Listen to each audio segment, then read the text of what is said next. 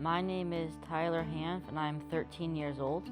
Tyler is a funny kid with a great sense of humor. He's smart, he's inquisitive, he likes to know how things work. I love building Legos because there's so many combinations you can do, and the possibilities are just endless. He's also been very good at, especially the early days when we had so many appointments trying to figure out what's going on. He just went with the flow and was very good and very patient. He's always been resilient. Now that he really needs that resilience, he has it. We saw the toes and thought it was curious. His pediatrician didn't have any concerns with it.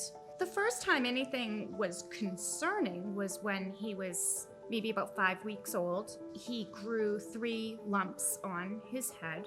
He had surgery to remove the lumps, and then a month later, more lumps. After his first few years, everything just seemed to die down. There were some things that in hindsight, we noticed and we just wrote them off. When he would run, it almost seemed like his legs were separate from his upper body. Like his upper body would be very stiff while his legs were running.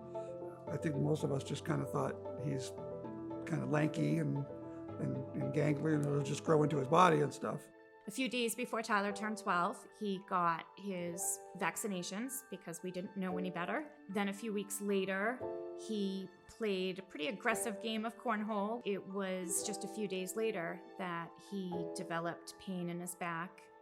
Mike looked at his back, and there was a huge swelling there. Looked like a football coming out of his shoulder blade. It was the beginning of a heck of a journey. His primary care just looked at it and said, the same thing we kept hearing from that day forward.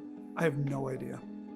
His doctor referred us to University of Virginia Medical Center. From there, we ended up at doctors in Roanoke, and finally, a brain MRI had some abnormalities. The geneticist called me, and she said, sometimes medicine is like looking at the stars, and once you know what Orion looks like, you recognize it when you see it. And she gave me the name of fibrodysplasia simplicans progressiva, and she said, it fits. Oh, there's a tent right there. See, look. We did not have a diagnosis for 12 years, and that's a long time to not know something so important about your child.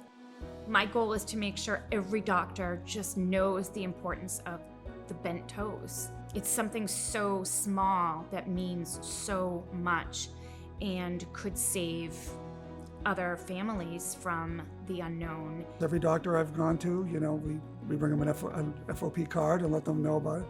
And they all say the same thing. Boy, I've never heard of this. There are medical procedures that not only don't need to be done, like Tyler's surgery, but so many of them lead to a premature progression of the FOP. I'll take $2 from all you guys. My dream for Tyler is just that he's happy.